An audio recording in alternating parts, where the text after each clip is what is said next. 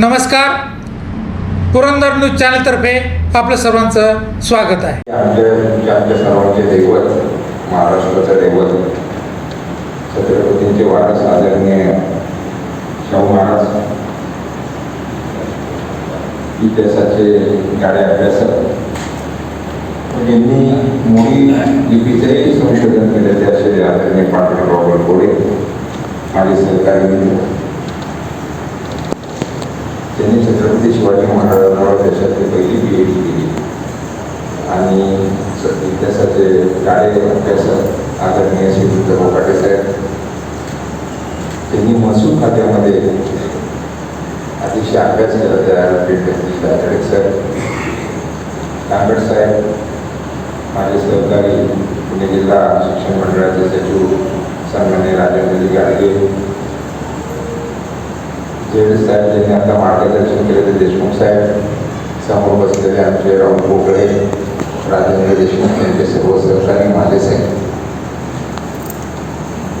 बापू साहेबांना प्रेम करणारे त्यांचे नातेवाईक, आपले मित्र परिवार आणि इतिहासकार. बापूसाहेब निवृत्त झाल्यानंतर आम्ही असंच भेटलो. ज्यांनी प्रकाशन केलं ते प्रभाकरराव भोसल्यांच्या ऑफिसमध्ये.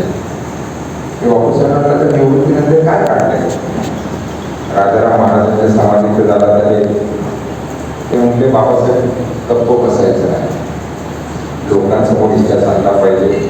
छत्रपती संपूर्ण देशामध्ये वेगवेगळ्या आवृत्तीमध्ये गेले पाहिजे. मराठी, हिंदी, प्रत्येक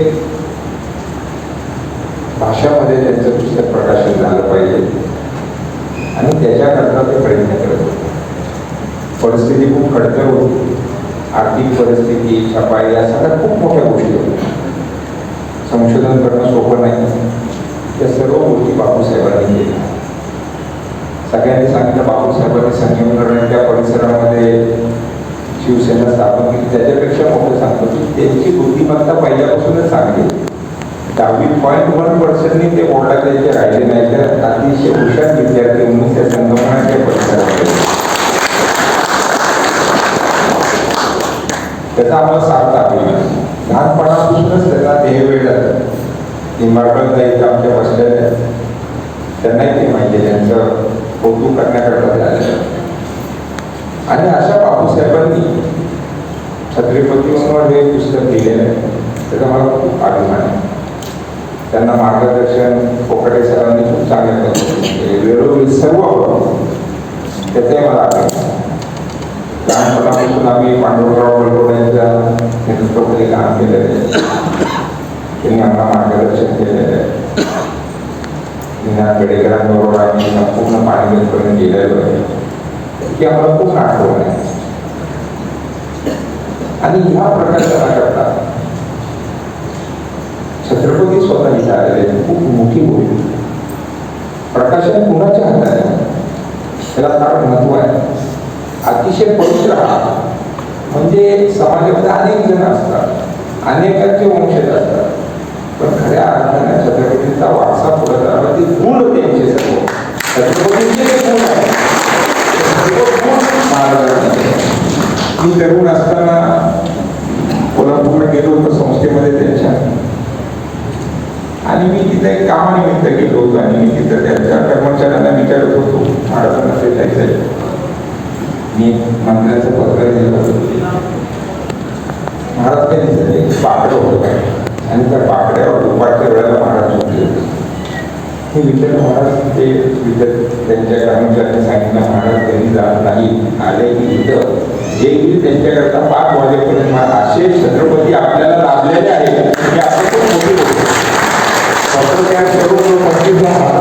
मंत्र्यांची गरज नाही, अतिशय चांगलं काम घेऊन आलेलं आहे आणि त्यांनी तत्पर त्याला मान्यता दिली. अशा बापूसाहेब महाराजांच्या हस्ते हे पुस्तकाचं प्रकाशन होत आहे. खरंच मोठी गोष्ट आहे. तुम्ही भाग्यवान आहात आणि तुमचाही आम्हाला अभिमान वाटतो की तुम्ही खूप, म्हणजे मला बापूसाहेबांचं सर्व काही माहिती आहे.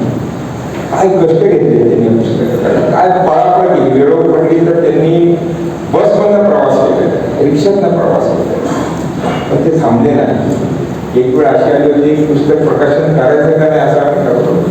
त्याच्यातही तुम्ही मार्ग काढला आणि या सर्व इथं बसतात आणि सर्वांनी बापूसाहेबांना मदत केली, त्यांच्या नातेवाईकांनी मदत केली, सर्वांनी मदत केली. छत्रपतींबद्दल सर्वांनाच माहिती, मी आधी काय बोलत नाही, पण इथं बसणाऱ्याचं कौतुक करणं खूप महत्वाचं आहे. कारण की प्रत्येक घटक हा छत्रपतींचा विचार समाजामध्ये नेण्याचं काम अतिशय चांगल्या पद्धतीने करतायत. त्यामध्ये कोकाटे साहेबांचं नाव घेतलं, उल्लेखनीय काम करतायत. आमचे पांडुरंगभाऊ वलकोडे काम करतायत, त्यांच्या मार्गदर्शकाखाली देशमुख साहेब काम करतायत. या सर्वांचं काम करतायत आणि त्यांच्या कामाची कौतुकाची थाप देण्याकरता स्वतः महाराज आलेले. मी अधिक न वेळ घेता आपल्या सर्वांची रजा घेतो आणि थांबतो. जय हिंद, जय महाराज.